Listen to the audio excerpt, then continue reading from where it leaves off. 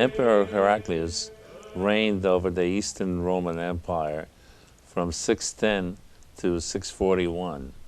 And he was one of the most important pivotal rulers in history, in the fact that without him, the history of the whole world would have been totally different than it was later. He saved the Eastern Roman Empire from destruction and preserved it so that it could be a base of culture and the base of knowledge and a base of Christian civilization, which is most important, which otherwise, without his efforts, would not have existed. What was happening in Europe? To understand the role of Heraclius, we have to understand what was happening in Europe before he took over.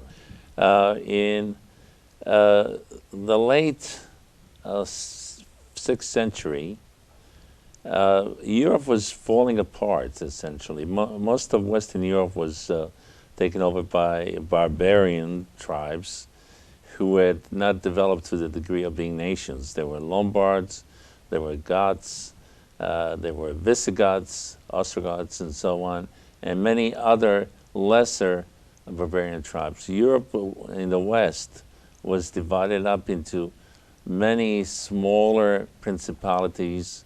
The Roman Empire in the West had been destroyed. There was no emperor. And people were losing the history and the culture that was developed painstakingly through thousands of years. And in the East, the Eastern Roman Empire held on with its capital, Constantinople. And the Eastern Roman Empire at around 600 AD really was limited for the most part to the Middle East, Anatolia, and parts of Eastern Europe, Southeastern Europe also. They had segments in Africa, large segments in Africa, especially around Carthage, and also in Spain. But the rest of Europe was totally falling apart into anarchy and the beginning of what historians call the Dark Ages, when knowledge disappeared, superstition flourished, and civilization went back thousands of years. But the Dark Ages only apply to Western Europe, and they do not apply to the parts of Eastern Europe where the Byzantine Empire or the Roman Empire, Eastern Roman Empire, held on for almost 1,000 years after the Dark Ages have started in Western Europe. In the early part of the 7th century, we had invasions were coming and hitting the Eastern Roman Empire as well. We had the Avars, Slavic tribes, we had other tribes, and they were depopulating the areas of the Eastern European part of the Roman Empire, and they were challenging the rule of the Eastern Roman Empire. Just like the West had collapsed, the East was on the verge of collapsing. In that particular time, the emperor of the Eastern Roman Empire was Maurice. And Maurice tried to hold the line, but he wasn't able to succeed very well for a number of reasons, including the fact that he didn't have enough money to pay his troops. So he cut the pay of his troops and actually cut the benefits of the troops and the number of troops. This led in 602 AD to revolt against Maurice by a centurion called Phocas. And Phocas led the army that was basically located in what had been the former Yugoslavia, Dalmatia and Croatia and Serbia. He led the army to rebel against Maurice. He went to Constantinople. He eventually captured Maurice, and he murdered Maurice and murdered all of his family, all of his close families, including at least 4 of his sons. Because of dissatisfaction of the army, because of Maurice's inability to pay the army, Phocas was able to get a following. He promised the army pay and benefits and so on if they followed him. So the army that was in the area of the former Yugoslavia, for the most part, followed him all the way to Constantinople, and he was able to capture Maurice and murder him. Usually emperors became emperors because of the consent of the army, and the army accepted them as emperors, or a particular army. There were a number of different armies. By this time, there was a development of a system where the empire was hereditary, and the consent had to be given by the Senate. There was actually a Senate in Constantinople, which was a direct descendant of the Senate in Rome, the famous Senate in Rome. That was the main legislative body in the Roman Empire. Rome had ended as an independent capital, and this was continued in Constantinople. So the Senate would have to consent. In this particular case, the Senate did consent, but it is believed that this was as a result of force. Now, and not really free consent. However, Phocas was allowed to rule for several years, but then he became incredibly corrupt. He became very brutal. He started killing anybody who is suspected of being his enemies. He had like his secret police going out hunting the opposition and executing them. And the military became dissatisfied with him as well. Also, because of the fact that after Maurice was murdered, the king of Persia, Khosrau II, said that he had one of Maurice's sons, Theodosius, and at his court, and he invaded the empire.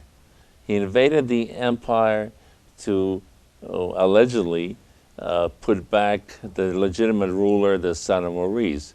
However, historians believe that this was an imposture, that Khosrau just used this as an excuse to try to take over that area, which the Persians had been trying. The Persians had been trying to take over the empire and take over Greek states for 1,000 years before that. That's why we have Marathon, the Battle of Marathon, and other battles in which the Persian attempt to conquer Greece and associated areas was defeated repeatedly. Khosrau invaded with a huge force, and he started defeating Phocas in one battle after another, taking over different parts of the empire. And this led eventually, between the corruption, the brutality of Phocas, and the losses of the empire to Khosrau, led to a revolt against Phocas. And in 608, the Exarch of Carthage, which is an area in North Africa, that was a whole rich, at that time prosperous area, led his army, including many of the native people who were called the Berbers and other names at that time. Now they would be called Arabs, but that is because the Arabs invaded that area within a few years after Heraclius and really settled in and imprinted their culture on that area. So he sent the fleet under his son, Heraclius. Both of them were Heraclius. Heraclius the father, Heraclius the son, sent his fleet towards Constantinople to revolt against Phocas. And that was in 608. And there was 2 years of fighting that followed. And in 610, Phocas was captured, and he was personally, according to historians, personally executed by Heraclius. Heraclius was a man of action, a very strong, large person, and in fact, in Carthage, in North Africa, he had a reputation of going into the gladiator arena and personally fighting with lions and killing lions with his sword and other military equipment. So he executed Phocas and established his rule in 610 AD.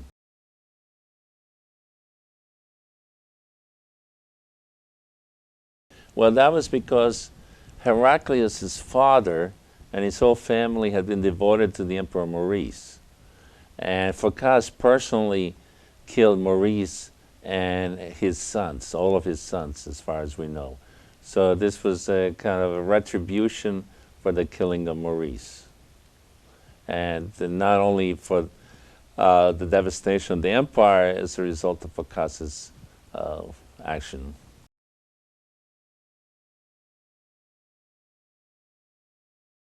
Well, Heraclius started rebuilding the military, training the military. Military was devastated, and in fact, the military from the area that Phocas got his support from was almost non-existent. So he had to rebuild the military totally. So he started training large numbers of troops and preparing them for battle. And he was faced at the beginning with major challenges, and the challenges at the beginning were two huge military challenges. One was Khosrau kept invading. Khosrau kept asking that Theodosius be recognized as the legitimate emperor of the Eastern Roman Empire, and naturally Heraclius wouldn't accept that, and so Khosrau kept taking over more and more territory. So he had to rebuild the military to face the Persian threat, and the Persians were very powerful at that time. They were the most powerful nation in the Middle East in the early 7th century. And Khosrau was a strong leader, a strong king. So he was coming towards Constantinople, and Khosrau had also made an alliance with the Avars and with some of the Slavs to attack Constantinople. So the main thing that Heraclius concentrated on at first was to build up the military, recruit people in the military, pay them properly, get money for the military, and also to repair the walls of Constantinople, which had been run down significantly. So he built new sections of the walls, new sections to make the walls strong and be able to repel an attack.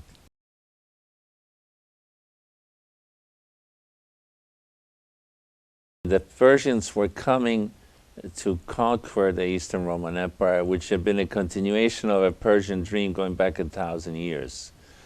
And they had allied themselves with the Avars and Slavic tribes, which had planned to attack Constantinople. At the beginning of Heraclius' career, they did not attack Constantinople directly. But after rebuilding the army, Heraclius decided to go on the offensive against the Persians. Now, he rebuilt the army in a way that was revolutionary up to that time, probably based on advice that he received.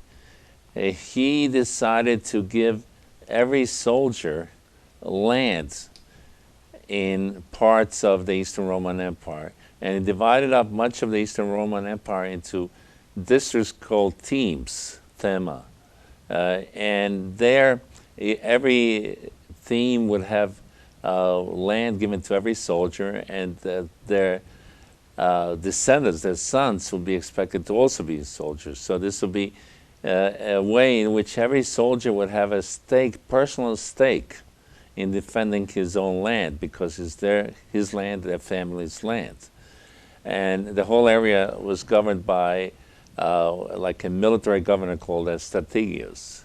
And that worked out amazingly well, actually, and many historians believe that this was the key to the survival of the Eastern Roman Empire against all the threats that came from many different kinds and the different areas, especially later the Arab threat, which we mentioned later.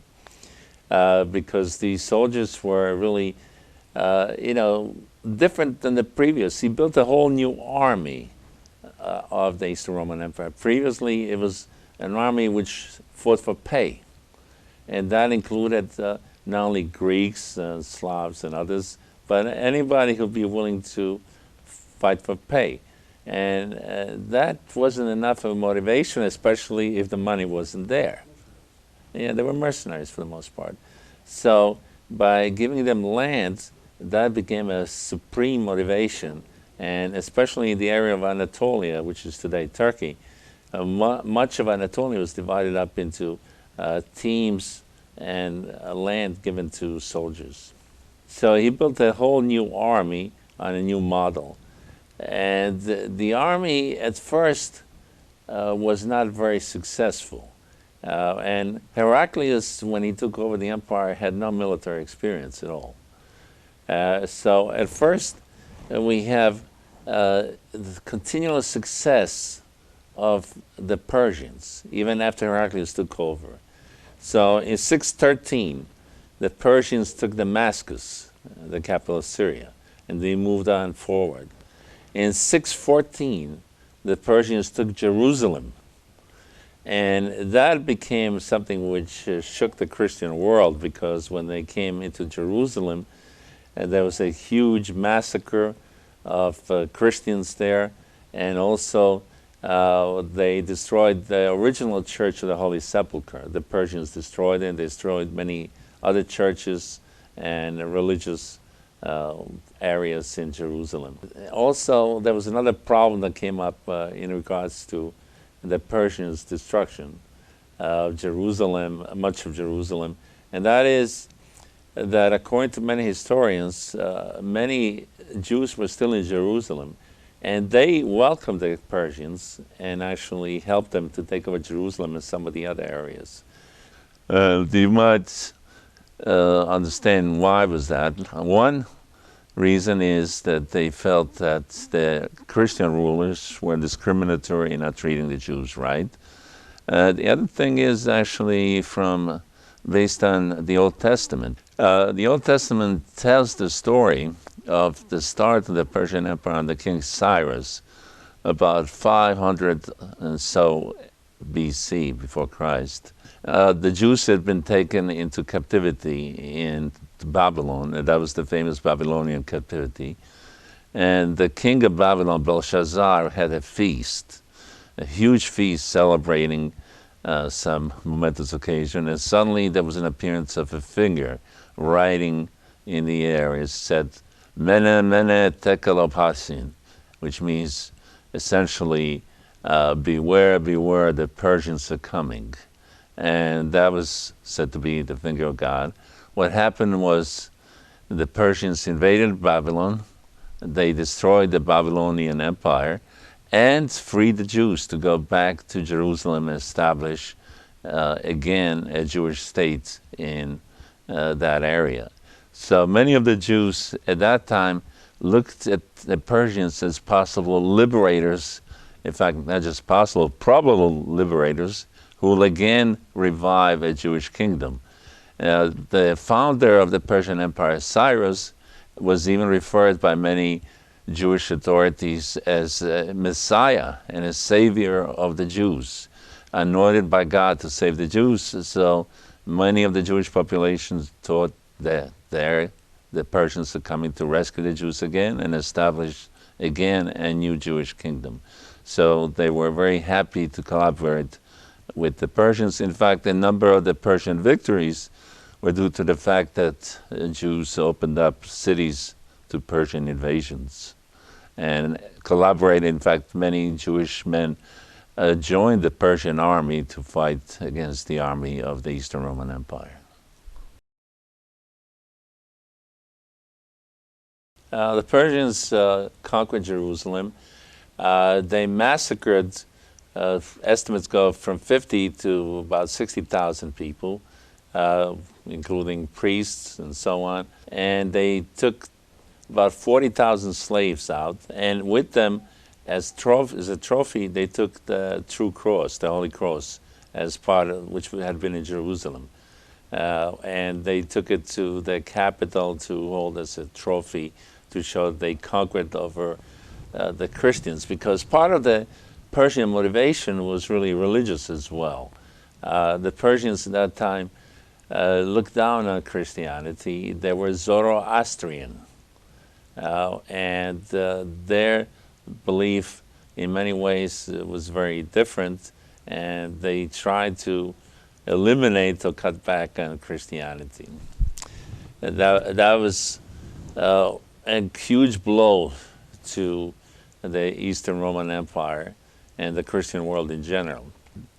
Jerusalem was followed by other victories, where the Persians in 616 took over Egypt and conquered it and abused the population in Egypt tremendously.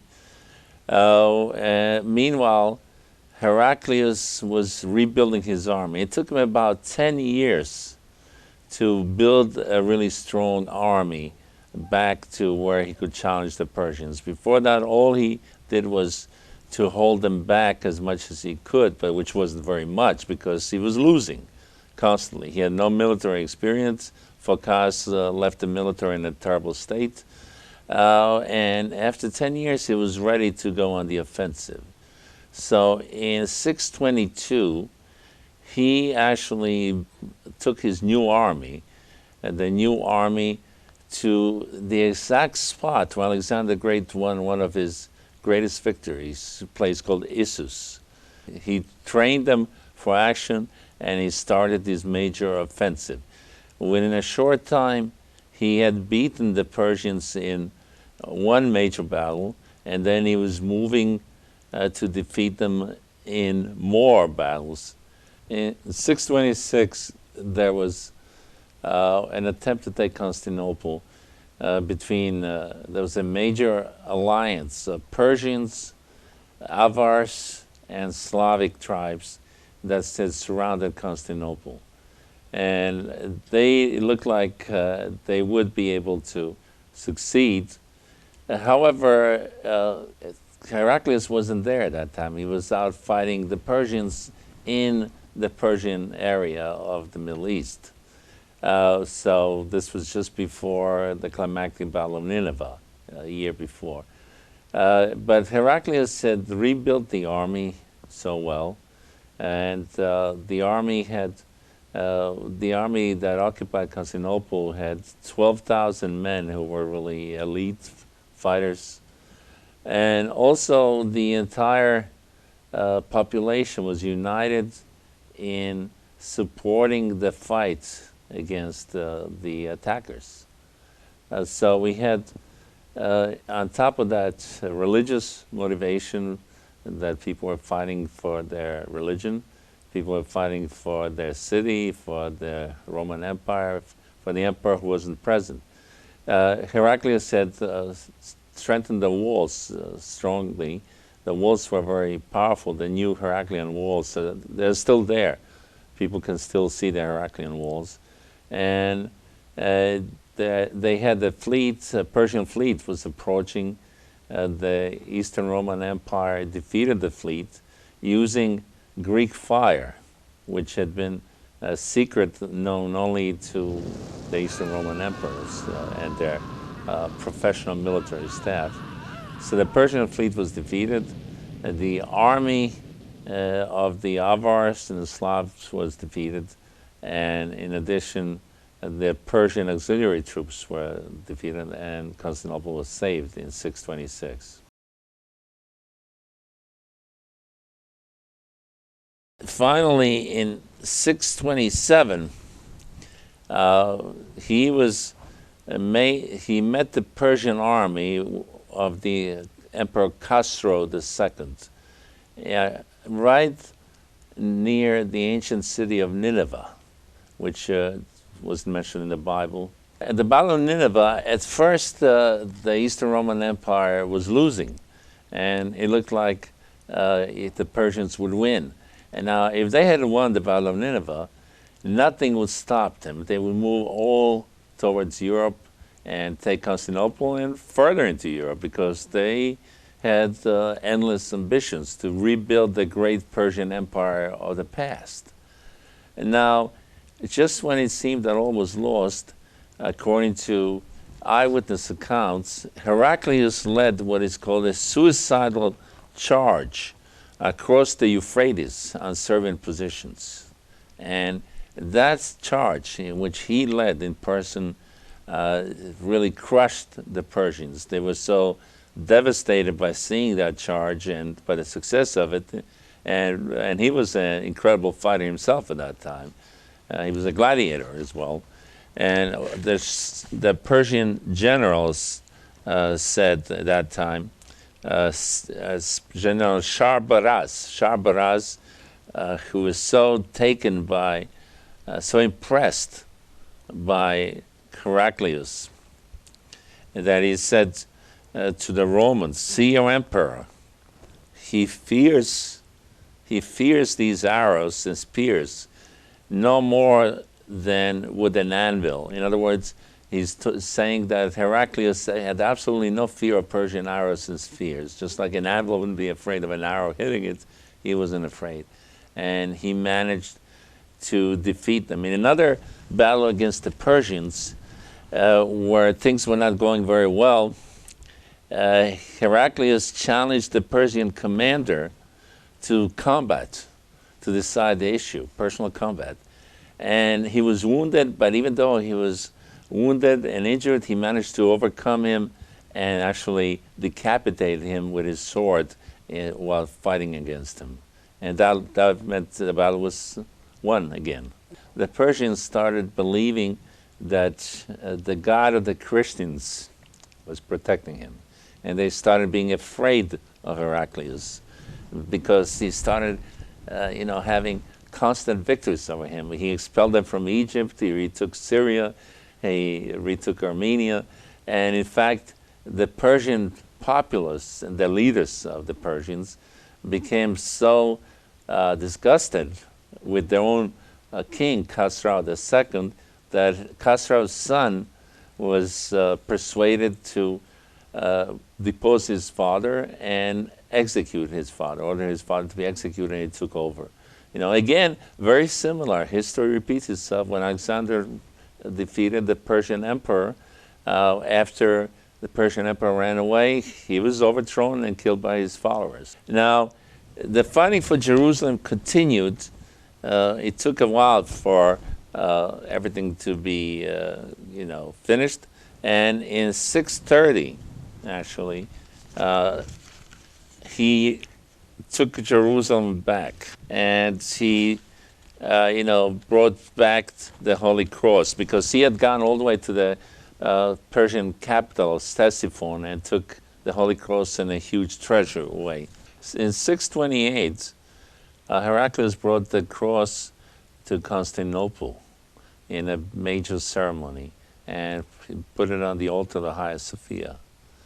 In 630, he brought the cross to Jerusalem, and there he made a very notable entrance. He went to the Golden Gate of Jerusalem, dressed as a simple person with no imperial insignia, and he carried the cross personally inside the Golden Gate to the church there where it was established. That was his wife Martina was with him as well, and she was also dressed humbly, as a simple person.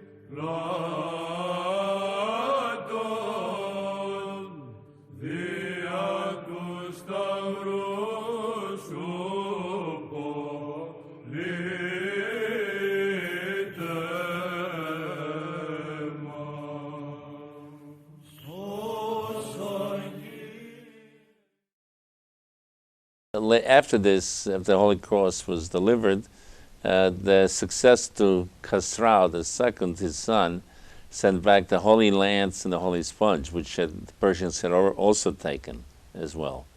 And the lance that later became known as the Lance Longinus, that many people believe that miraculous power, whoever holds the lance holds the power in the world.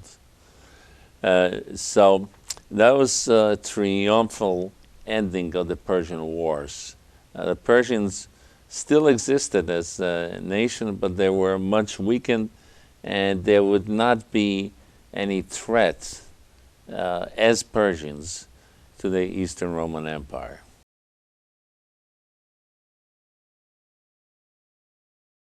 In the Middle East, in Arabia, there was the rise of a new enemy that was to be the greatest enemy that Constantinople and the Roman Empire ever faced, and that was Islam. Islam has to be understood to some extent, some significant extent. We must understand Islam in order to understand the meaning and the significance of Heraclius and his era. Islam was founded by the Prophet Muhammad, who was born almost at the same time as Heraclius. Heraclius was born in 575, as far as we know. Muhammad was born almost at the same time, in the early 570s. Muhammad had, according to his record in the Quran, had a vision of Islam. Islam to Muhammad was revealed by the Archangel Gabriel as the Word of God, and he was told to recite. The word Quran means recitation, and recite what he was told, and then he didn't actually write it because, as far as we know, he was illiterate, but he, according to the historians, told his followers, and it was written down after what he said. Islam has to be understood as, according to Muhammad, not a new religion. Islam, according to Muhammad's view, as expounded in the Quran and the early Islamic scholars and religious figures, was the ancient religion of one God that was reformed. He claimed that the Jews had the true vision. Abraham had a true vision of one God, but the Jews perverted the vision and went away from the path of God. Christianity had a true vision, but the Christians went away from the path of God and truth. And he would create a reform of religion, a reform rather than a new religion.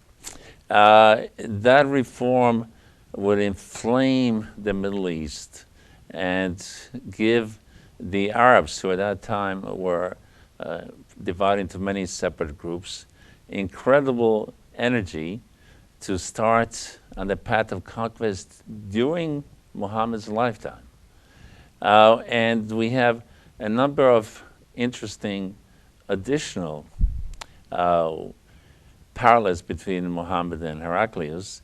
And one of them is that in the year 622, the year that Muhammad went from Mecca to Medina, called the Hijra, depending on your pronunciation of Arabic, that was the beginning of Muhammad's career, 622, and that's considered the year one of the Islamic calendar, the beginning of the Islamic calendar. That was the same year that Heraclius really started on his path of conquest against the Persian, the path that led to the defeat of the Persians. In the year 630 AD, Muhammad returned to Mecca and conquered Mecca. That was the same year that Heraclius came to Jerusalem and took over Jerusalem for the Persians. Muhammad according to the reports of many of his followers, as written in what are called the Hadith or Hadithi, which are the statements that are not in the Quran but in other religious writings, was keenly aware of Heraclius. And he, according to Islamic traditions, sent letters to Heraclius asking him to become a Muslim. Some Islamic scholars claim that Heraclius actually did become a Muslim, but that is absolutely untrue, because Heraclius early on recognized that the tide of Islam was the greatest danger now facing the empire. At that time, the Eastern Roman Empire was the only superpower until the rise of Islam. The rise of Islam was an incredible threat, because Islam, even under Muhammad, started invading the Roman Empire, the Middle East, taking over one area after another. And Heraclius tried to stop them, and the Battle of Yarmouk in 634, a battle which lasted about a month, in actuality, between the maneuvering of the different armies of the Roman Empire and the Arab armies. The Roman Empire army of Byzantium or Constantinople was totally defeated, and most of the soldiers were killed, and they fled in panic. Heraclius there lost the main army that he had, and he was now faced with the constant march of tides of Arabs and other Islamic conquerors and converts who were marching and riding towards Constantinople itself to take Constantinople, to take the rest of the Roman Empire. And their goal was to take over all the world, a known world at that time, which was basically Europe, the Middle East, and North Africa, and establish the reign of Islam everywhere. Everything would be under Islam.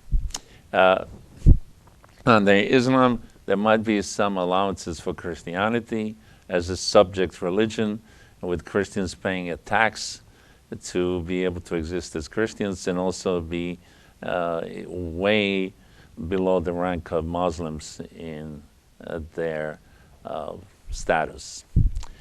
The Arabs were imbued by Muhammad with a religion that taught them that if they die in battle to spread Islam, they were martyrs for the faith, and they would go immediately to Islamic heaven, which was described to them as being extremely attractive, as being something where you would have numerous virgins pleasuring the men in beautiful gardens of paradise forever and ever and ever.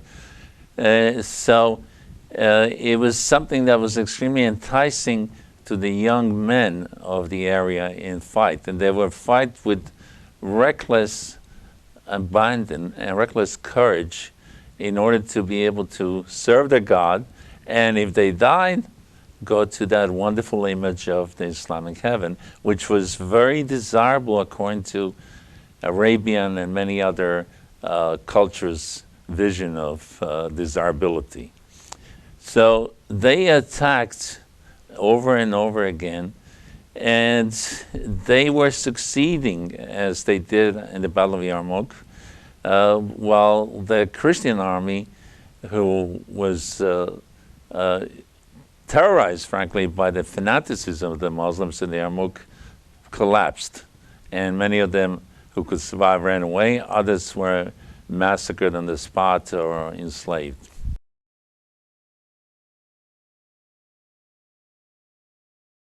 Heraclius didn't immediately recognize the threat of Islam, which was developing in Arabia under Muhammad from the year, especially from the year 622 of the Hijra until Muhammad died in 632. I'm sure, and there's evidence that he was aware of it, that Islam was being developed, but it was unclear what it was, what was its goals, What did it try to accomplish? Where did it come from? There were some who believed that Islam was just a local Arab movement, which you don't have to worry about because the Arabs were, frankly, until then, Arabs were really considered insignificant. Desert traders or desert robbers, or camel jockeys, they weren't considered important, they weren't considered a threat. So was Islam a local Arab thing, just a political movement? Was it a Christian heresy? Some actually thought it was a Christian heresy and nothing other than a Christian heresy. Others thought it was a kind of a development of Judaism, because in the Quran you have prominent mention of Judaism, and in fact Abraham is considered to be the founder of Islam, according to Muhammad and according to Muslims. And you have a mention of Christ, and Christ is actually called a prophet, but Muhammad is said to be the last prophet, and Christ is one of, you might say, lesser prophets than Muhammad. So it wasn't clear, was this a Christian heresy? Was it a Jewish heresy? Was this an Arabian cult thing or political movement? So Heraclius didn't really understand what was aimed by Islam. And I would say this, that in the early days, I don't think that many of the Islamic leaders really knew what Islam was going to become. Islam just developed almost like by some strange force way beyond what anybody would expect it to be. The religion of a small group of desert tribesmen in the middle of Saudi Arabia, today's Saudi Arabia, nobody could rationally expect that would become the dominant religion of a quarter of the human race today and spread all the way from China to Europe. But it did not take Heraclius long to realize the danger, especially after the defeat at Yarmouk. It was absolutely clear. So within 2 years after the death of Muhammad, it was clear that this was an extreme danger and something must be done. And during Heraclius' time, it became every year clearer and clearer as Islam took more and more land away from the empire. And after his death, all of Egypt was taken away, but still you can see that the Eastern Roman Empire continued to be a major factor because Heraclius had perceived the danger and strengthened the empire in many different ways to halt the advance of Islam into Europe from the eastern side of Europe.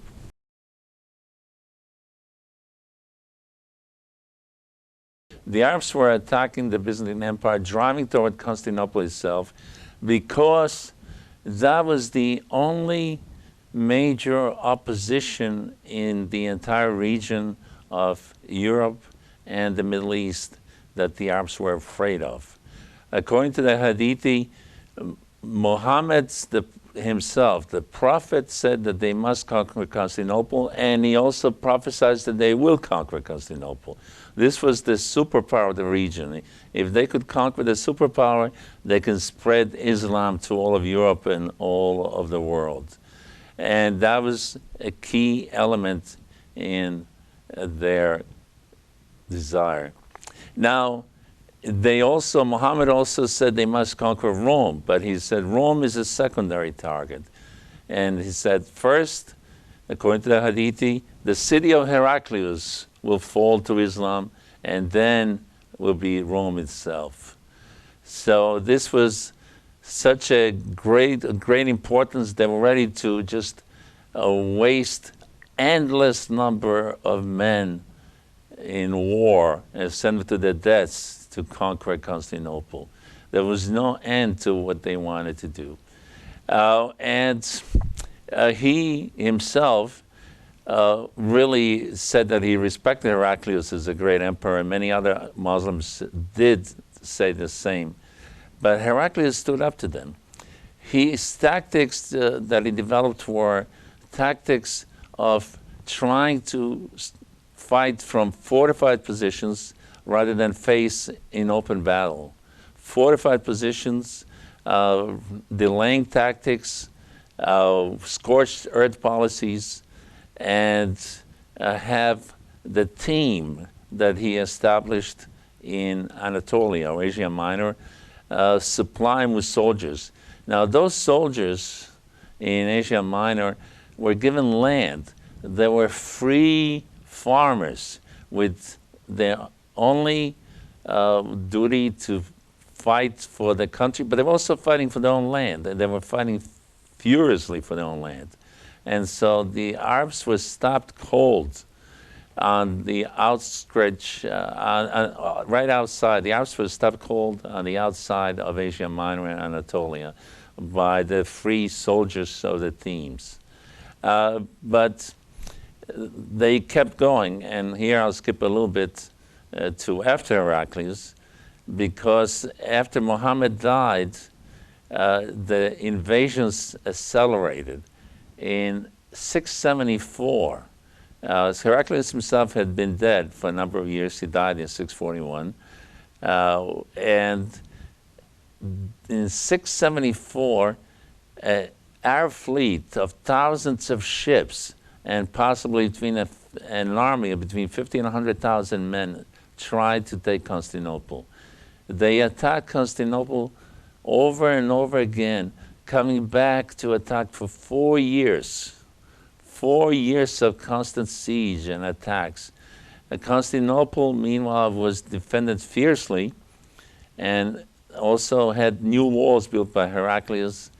And for the first time in history, we had a new development, a new military technique, which was called Greek fire, that was developed in Byzantium and used against the Arab fleet that attacked Constantinople. And they had new technology that you could spray out flames, something like an early form of napalm, on the ships. And it is still not clear what kind of chemical was used in that Greek fire. And that Greek fire devastated, destroyed many ships. And the 4-year attack at Constantinople failed. And that stopped the Arabs from attacking again that area. They were never able to attack through the Eastern Roman Empire. They had already attacked through Spain, but in the east, in southeastern Europe, they were stopped cold at Constantinople and never tried again.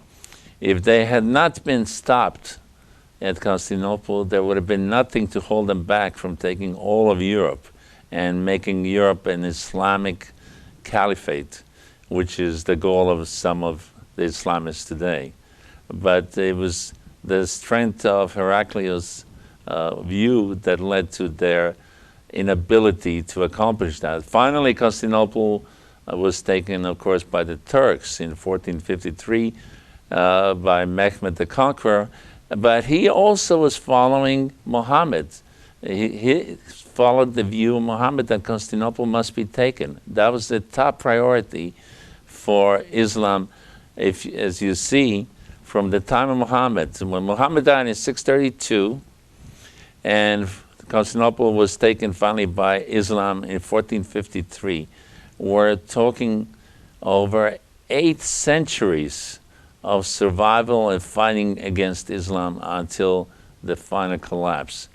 But it was the basis led by Heraclius that allowed Constantinople and the Eastern Roman Empire to succeed and remain 8 centuries after Islam to a shrinking empire, shrinking but continuing to be substantial for almost 8 centuries.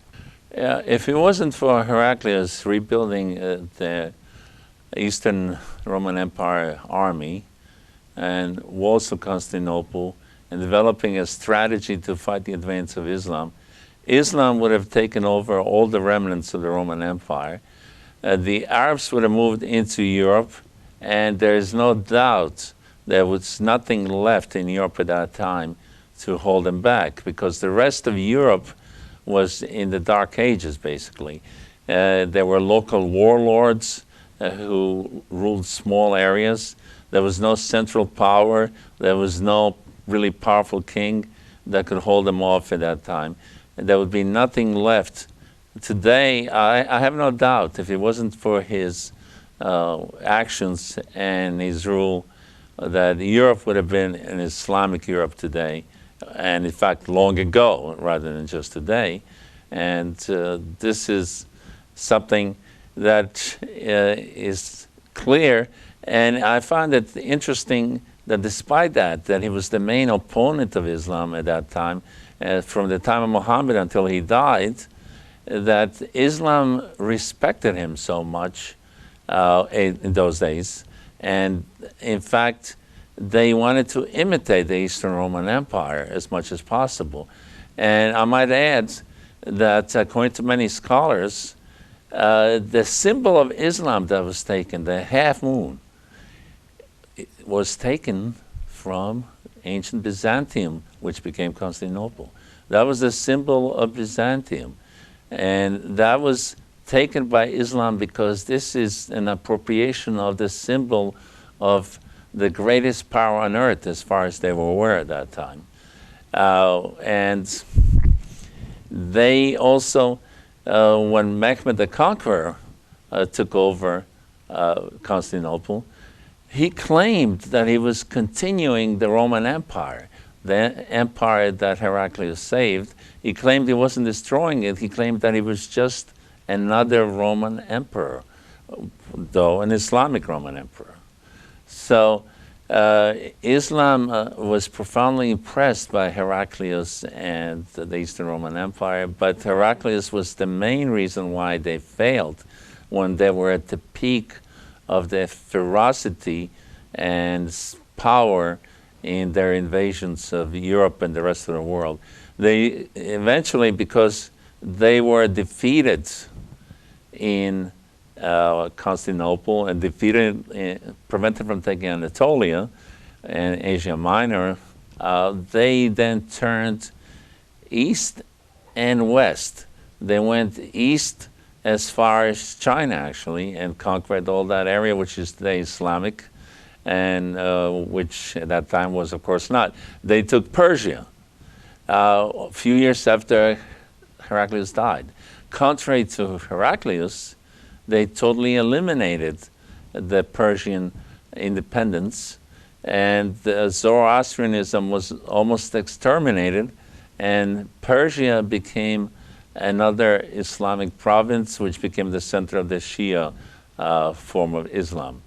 And they did not give the kind of consideration to Persian independence that Heraclius did. They also moved west, and they went all the way across North Africa. It took them many years to go across North Africa, but even that is, the fact that it took them years was partly due to Heraclius, because he reinforced and strengthened the North African regions of the Roman Empire, which still existed. Around Carthage, Tunisia, Libya, there were still large portions that were part of the Roman Empire and gave their loyalty to Constantinople. They went through there. Islam went, by the early 8th century, Islam had conquered Spain. And by 732, it was in France.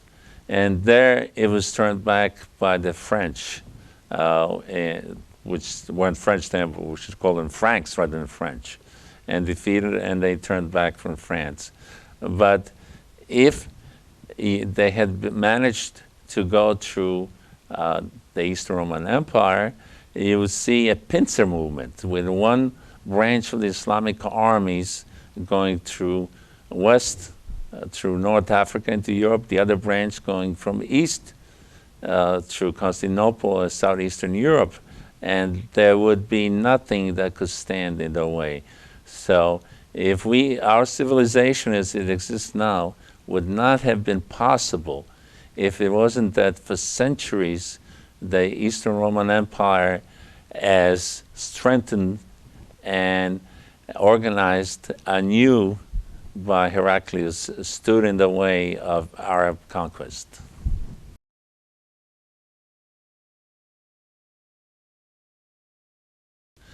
Geoffrey Regan, in the First Crusader, Byzantium's Holy Wars, suggests that Heraclius' style of fighting the Persians was really the first crusade, that it set the standard for not only a religious war of the Crusaders centuries later, when they went into Palestine to liberate the Holy Land, but also set the standards for jihad. And in the fact that this was, according to Geoffrey Regan, Heraclius' war was a crusade in which practiced intolerance, religious intolerance, which wanted to defeat and destroy another religion, in the case of the Persian, the Zoroastrian religion, and also wanted to exterminate an entire people who didn't accept the Christian view of the ruler. Now, that is totally wrong. Heraclius not only did not wish to exterminate the Persian religion and the Persian state, he repeatedly offered peace terms to the Persians, repeatedly tried to conciliate with the Persians, and his attack on the Persians was a strictly defensive attack. The Persians had been attacking the Eastern Roman Empire for years. The war actually between the Romans and the Persians goes back almost 1,000 years, going before the Romans with the Greeks. The Persians started wars that led to Marathon and other battles in which the Greeks barely survived. Then they fought with the Romans after the Roman Empire was established. And in fact, they captured one emperor on battle, and the Persian used the emperor as his footstool. He made them bow down to him and kneel in front of him and put his feet on the emperor's back in front of everybody. Heraclius, when he succeeded in defeating the Persians, he treated them respectfully, and he gave them the right to continue to have their own state and independence. And he did not try to eliminate the religion. He did fight to liberate Christian areas which had been taken by the Persians, and where the Persians were the first to commit numerous atrocities, as in Jerusalem, where they killed many thousands of Christians and also took the patriarch of Jerusalem into exile. It took the Holy Cross and other relics of Christianity into captivity. But Heraclius did not revenge himself on it, so there was no comparison. The jihad concept of Islam, as originally practiced, regardless of what people today said that jihad means just an internal struggle, well, that did not mean just an internal struggle at the founding of Islam. It meant conquest of the world, and setting up Islam as the ruling religion of the entire known world. This was the goal. Heraclius' goal was liberate areas that were taken over by the Persians. Limit, no expansionism. Liberate the areas that were conquered by the Persians and give Christianity the freedom to practice their own religion, while allowing the Zoroastrianists to practice their own religion as well. It is hard to understand why so many in the West are ready to either blame the Eastern European Christian civilization and the Greek Orthodox Church and Constantinople for many of the ailments of the world.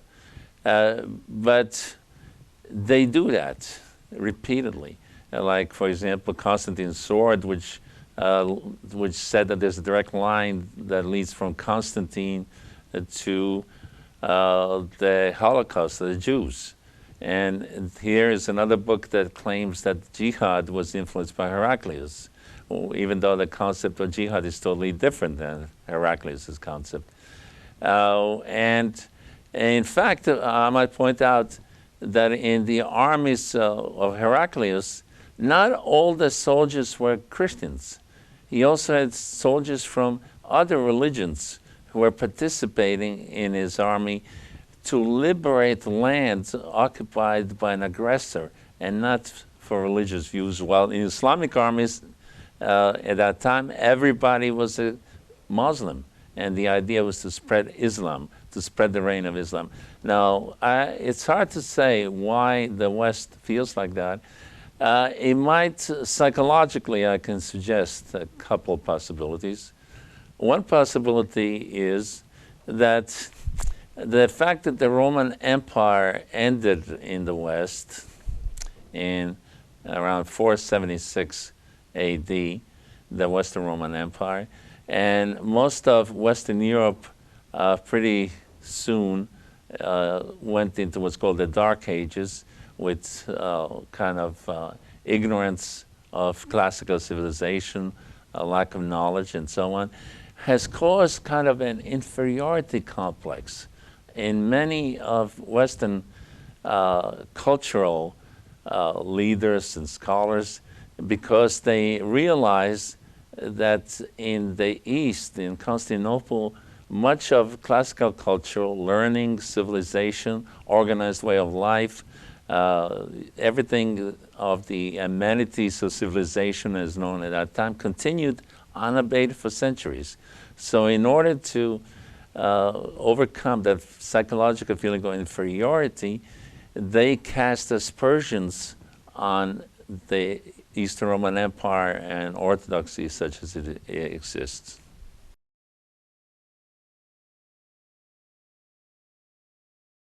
Heraclius was a brilliant, not only general, but also a brilliant leader, administrator, an emperor. As he would use the word Basileus, which is how he called himself, and from then on, every ruler in Constantinople called himself Basileus. He had fought the Slavs. The Slavs had come with the Avars to invade the Eastern Roman Empire, and they had even besieged Constantinople itself in 626 and almost conquered it, but failed, partly according to Orthodox tradition, according to the vision of the Theotokos, the Mother of God, who some say was actually seen as fighting on the side of the Christians against the invaders. Now, even though the Slavs had reached deep into Greece and other areas and actually committed some atrocities as well, Heraclius sought to make peace with them. He was a peacemaker as much as he was a war leader. And he actually invited and agreed to allow two of the major Slavic tribes, the Serbs and the Croats, to come into what later in the 20th century became Yugoslavia and settled there, and allowed them to become citizens of the Byzantine Empire.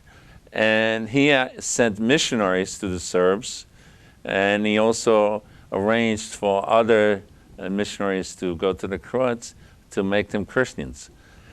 So they established themselves, and the whole Serbian civilization starts from that time in the 7th century, when they settled at the invitation of Heraclius and permission of Heraclius. And they became Orthodox, the Serbs became Orthodox. The first Slavic people to become Christians were the Serbs. The second Slavic people were the Croats. The Croats became Catholic because of the division, not because of any difference at that time between the Catholic and Orthodox Church, which is basically just one church. It was only the fact that under the administrative divisions of the churches at that time, that area which became Croatia was given to be administered by the Pope of Rome, by Rome.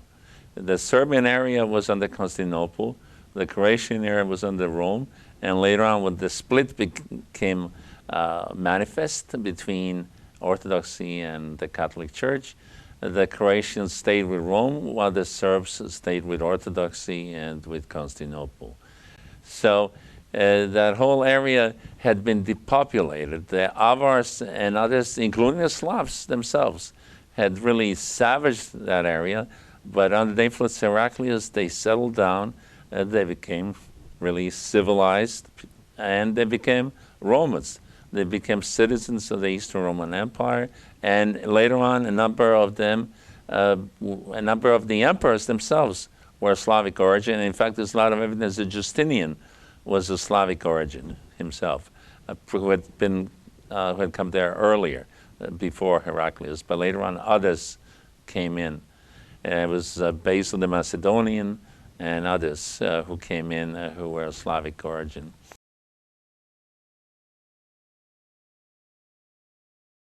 At the end of Muhammad's time on earth, he started attacking the Eastern Roman Empire and started conquering. Now, this made the empire vulnerable, and Heraclius was looking for a way to unite the empire against the growing Islamic threat and attacks on the empire. Right after Muhammad died, there was a huge attack on the empire in Syria and Iraq, especially under the first caliph, Abu Bakr, and continued afterwards.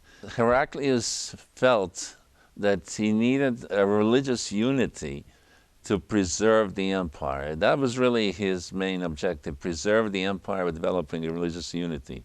Now, large parts of the empire had the belief in monophysitism,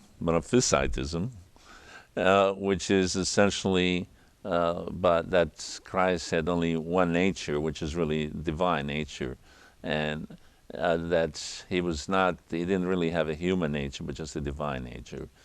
And the traditional Orthodox belief is that Christ at the same time the divine and the human nature.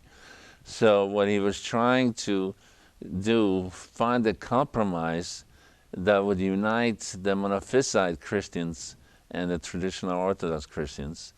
And the Monophysites were actually dominant in crucial areas like Egypt, which was the granary of the Roman Empire back from the time of Caesar. And also in areas in Syria, Iraq, Armenia, and so on, there were the dominant church in all these areas. So Heraclius was trying to find a compromise, and the compromise that he decided on supporting was called monothelism, and that is that Christ had two actually natures and one will. He had a divine and a human nature, but only one will, that it was one will in both natures. And this is the belief of Heraclius in 638, when he published his edict that this should be the official Orthodox form. However, this was not accepted generally. It failed to unite because it wasn't enough to satisfy the Monophysites, because it was still said that Christ had two natures. But Monophysites believed that Christ had only one nature, that Christ's appearance on earth was really only a divine apparition rather than a real human being separate from being the divine being. And the Monophysites actually were weak in resisting the Islamic conquest because they were not satisfied with their position in the empire on a religious basis. We have the witnessing of St. Maximus the Confessor. Maximus actually was the secretary of Heraclius.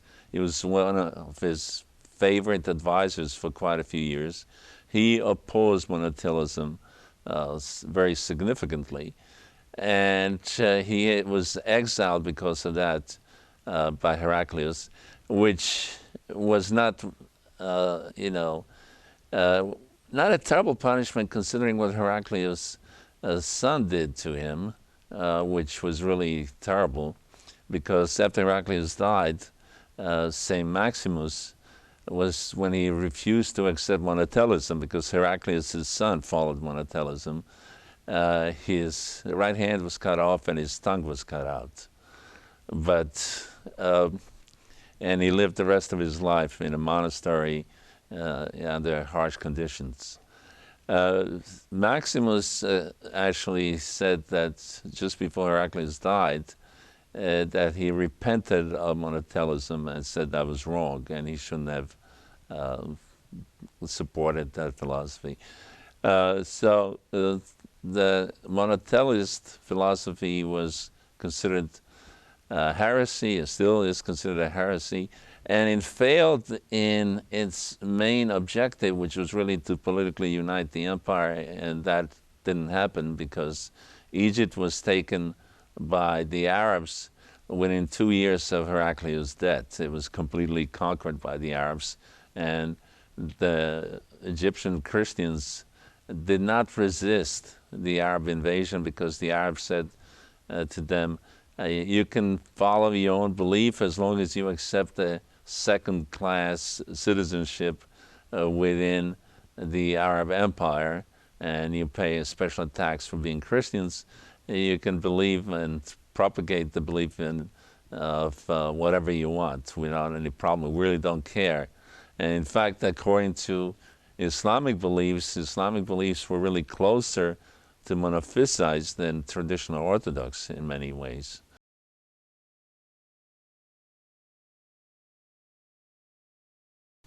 To evaluate Heraclius' career, we have to look into his basic successes and his failures. He rebuilt the army of the Eastern Roman Empire. He also reformed the entire governmental system. He went all through the empire. In fact, he didn't sit in the capital. He was extremely active. He was a man of incredible physical energy. And in fact, as we said, when he was in Africa, he was actually frequently participating as a gladiator and in active physical sports and fighting in arenas in Carthage and elsewhere in Africa. He reformed the system. He rooted out corruption. There was huge corruption under Phocas. He rooted out corruption. He punished corrupt officials in many areas. He gave the average people a chance to complain to the officials about abuses of government authorities. And he organized and established the government on a system which was very similar to the modern system. So instead of just having officials here and there given specific authorities, he actually established governmental departments with like ministers of finance, other ministers of the army, of the taxation, and he established a regular office of bureaucracy which made the government much more efficient than before. To improve the economy, he established a standard of weights and measures, which was extremely important to have stability, because the previous government had debased the currency. You couldn't trust, for example, the gold coin of Byzantium to be really as much gold as it was supposed to be. You couldn't trust the silver coin to have as much silver because they had debased the currency by actually mixing it in with cheaper metals. So he established standards to make the major Byzantine currency, and it was all metal at that time, they had no paper currency, reliable and solid, which meant that it was accepted not only through the empire, but elsewhere as the most solid type of currency in the world, essentially. And it could be trusted because Heraclius made sure that it was not debased. So that greatly improved the economy just by itself. And it wasn't only the coins, but also standards and measures were solidified so that people can be sure exactly how much are they getting of any product that they bought. If they bought a certain quantity of corn, they would know how much corn was exactly there, because previously there had been all sorts of measures, confused measures about how much is let's say 1 kilo of corn. There are different measures for the specific amount of corn, so nobody could really be sure what are they getting for the money, what are they buying, and he made this quite secure. And by establishing a much better economic system, you could say that his reign was one of the main reasons that the economy of the Eastern Roman Empire lasted successfully for centuries and centuries after him. And it was considered to be the primary economic and military power in the world for at least 500 years after Heraclius, because it was something that everybody aspired to imitate in many ways.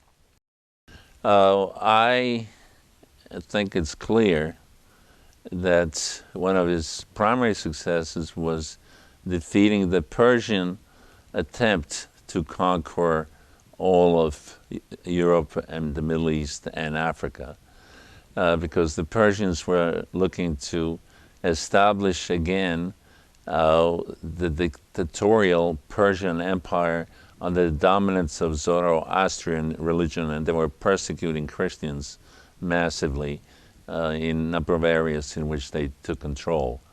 He did succeed in that.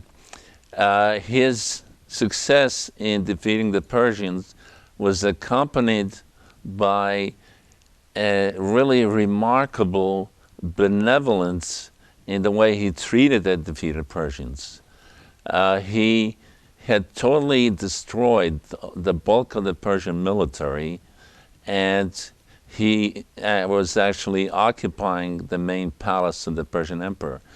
He did not attempt to destroy the empire. He didn't occupy the empire. He made an alliance with the new Persian emperor.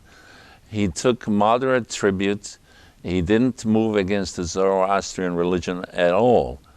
He remained friendly with the Persian emperor, who was the son of the person who tried to destroy the Eastern Roman Empire. By contrast, when the Arabs, Islamic Arabs, conquered Persia, they totally destroyed the empire, ended the empire that had been around basically for 1,000 years, and they almost completely eliminated the traditional Zoroastrian Persian religion. It was remarkable that with the generosity of Heraclius that he treated the Persians so generously. The Persians had the history not only of trying to conquer the Eastern Roman Empire, so this was well known by Heraclius. And of course we know before that the Persians attempted to conquer Greece a number of times, and we have Marathon and other victories in which the Persians were defeated. So knowing all that history of 1,000 years of enmity, the generosity evinced by Heraclius should be noted and appreciated. He did lose almost all of the Middle East, but he lost the Middle East mostly, you might say, after he died, because Egypt wasn't conquered until afterwards. And one of the reasons that happened was because of the religious controversy in which the Monophysites were actually key in turning over major areas to the Islamic conquerors. And you can see the results of that by the fact that when the Arab armies conquered Egypt, they found the remnants of the Library of Alexandria still there. Quite a few books, and you can see the reference in Gibbon. Gibbon speaks about it in Decline and Fall of the Roman Empire. The Arab general who conquered Alexandria in Egypt sent to the Caliph a letter asking what they should do with the books in the Library of Alexandria. And according to Gibbon, the answer was, if what is in the books is in the Quran, we have the Quran, we don't need the books. Destroy them. If what is in the books is not in the Quran, then this is heresy, this is wrong, destroy the books. And the remnants of the Library of Alexandria were destroyed, and the knowledge of classical civilization was largely destroyed in Egypt. However, it was kept in the Eastern Roman Empire. So with the foundations that Heraclius said, much of the traditional knowledge of Rome, Greece, and other areas was preserved for the modern world. The modern world owes much of what it knows about science, culture, history, philosophy, to the fact that Heraclius managed to preserve the knowledge of the classical era in Constantinople and other centers of the Eastern Roman Empire.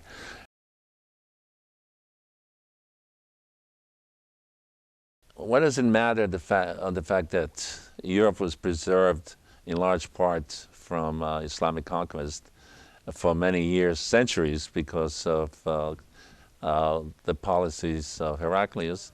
Well, if you look what's happening now in a number of Islamic countries with the mass executions and the destroying of churches, the killing of children in Nigeria, the kidnapping of girls and so on, this is a revival of the original Islamic tide in many ways.